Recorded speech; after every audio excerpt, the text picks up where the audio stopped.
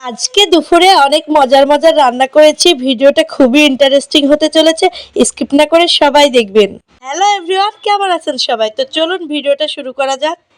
এই যে এখানে আমি দুপুরে রান্না করার জন্য কিছুটা মাংস বের করে নিয়েছি ফ্রিজ থেকে।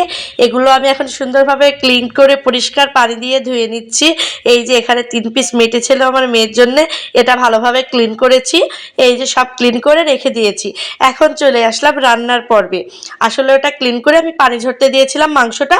এখন আজকে মাংস রান্না করার জন্য এখানে আমি পেঁয়াজ কুচি দিয়ে দিয়েছি, আর আমি পাটায় বাটা খাঁটি মশলা বেটে বাটিতে রেখে দিয়েছি। সেখানে সব মশলা একসাথে রেখে ঝাল লবণ এগুলো আমি দিয়ে পানি রেখে দিয়েছিলাম। এই যে মশলাটা এখন আমি দিয়ে দিচ্ছি, মশলাটা খুব ভালোভাবে কষিয়ে দেব। যতক্ষণ না তেলটা ছেড়ে দেয় ততক্ষণ আমি মশলাটা কষাতে থাকবো। এই যে দেখুন মশলাটা আমার প্রায় কষানোর দিকে, মানে তেলটা আস্তে আস্তে ছেড়ে দিচ্ছে। আসলে যত ভালোভাবে আপনি মশলা কষাবেন তত ভালো আপনার টেস্ট আসবে। যাই হোক, মশলাটা কষানো হয়ে গেছে। এদিকে আমি মাংসটা দিয়ে দিচ্ছি। এই যে মাংসগুলো সব দিয়ে দিয়েছি, মাংসগুলো এখন সুন্দরভাবে কষিয়ে নিব নাড়াচাড়া করে। এই যে দেখুন সুন্দরভাবে কষিয়ে নিচ্ছি। আসলে এদিকে মাংসটা কষাচ্ছি আর আমার বুকের ভিতর যেন একটা চাপা কষ্ট, আসলে মনটা ভালো নেই। এই যে হাদি ভাইয়া মরে গেছে, এর জন্য রক্তের সম্পর্ক নেই, তারপরে যে এতটা কষ্ট হচ্ছে আসলে বলে বোঝাতে পারবো না। মনের ভিতরে মনে হচ্ছে অস্থিরতা কাজ করছে, আসলে হৃদয় ক্ষরণ হয়ে গেছে। আচ্ছা যাই হোক, এদিকে আমার মাংসটা কষানো হয়ে গিয়েছে। এই যে দেখুন মাংসটা আমি অনেকটাই তেল ছেড়ে এসেছে। আমি এখন এটা প্রেসারে দিয়ে দিব। এই যে প্রেসার কুকারে দিয়ে দিয়েছি, পানিও দিয়ে দিয়েছি পর্যাপ্ত পরিমাণে। এখন আমি এটার মুখটা আটকিয়ে দিয়ে কিছুটা সিটি দিয়ে নিব।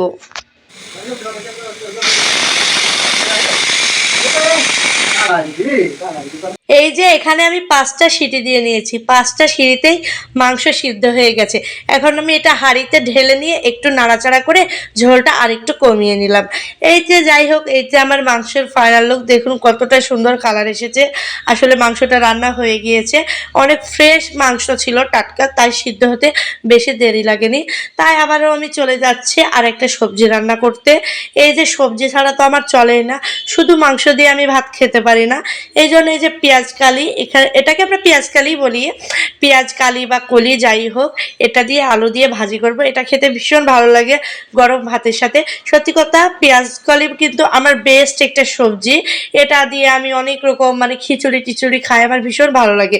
আচ্ছা যাই হোক, এখানে আমি এই যে কাঁচা ঝাল পেঁয়াজ দিয়ে নিয়েছি, হলুদ পরিমাণ মতো লবণ দিয়ে আমি এটা সুন্দরভাবে নাড়াচাড়া করছি অল্প হিটে। এটা আস্তে আস্তে সুন্দর একটা কালার চলে আসবে, দিয়ে ভাজি করে নেব। এই যে দেখুন কতটা সুন্দর একটা কালার আসছে, আস্তে আস্তে আমি ভাজি করছি। আসলে এই ভাজিটা আমার প্রচুর ভালো লাগে। এই ভাজিটা আমার মেয়ের আব্বুও অনেক পছন্দ করে। এই যে ফাইনালি আমার ভাজিটা দেখুন হয়ে গিয়েছে। এখন তো আমি ভাজিটা ঢেলে নেব। এই যে কতগুলো দেখাচ্ছিল, এখন কিন্তু অল্প একটু হয়ে গেছে। আসলে এটা অনেক কমে যায়। এদিকে আমার মেয়ে বলছে যে মা একটু পোলাও খাবো, যেহেতু মাংস রান্না করছি সেজন্য তার জন্য একটু অল্প করে পোলাও রান্না করব। এই যেদিকে একটু চাল নিয়ে আমি চালটা ধুয়ে পানি ঝরাতে দিয়েছি। এদিকে একটা প্যানে তেল দিয়ে নিলাম, তেলটা একটু গরম হয়ে আসলে আমি দিয়ে দিলাম এই যে তেলটা, সরি তেল না, আসলে চালটা, এ আর কি। চালটা এখন সুন্দরভাবে ভেজে নেব, হালকা আছে সুন্দরভাবে ভাজলে কিন্তু ভাতটা ঝরঝরে হয়, আর ভালোভাবে না ভাজলে কিন্তু ভাত ঝরঝরা হয় না। এই যে এখানে আমি পানি দিয়ে দিলাম, ফুটন্ত গরম পানি। এই যে পানিটা দিয়ে কিছুক্ষণ রেখে দেব। এই যে দেখুন ভাতটা কত সুন্দর হয়ে গিয়েছে, কতটা সুন্দর ঝরঝরি হয়ে এসেছে।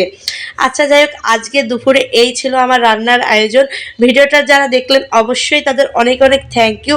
আর একটু দয়া করে আপনাদের একটা রিকোয়েস্ট করছি, প্লিজ আমাকে ফলো দিয়ে পাশে থাকবেন। আর ভিডিওটা ভালো লাগলে অবশ্যই লাইক কমেন্ট শেয়ার করবেন।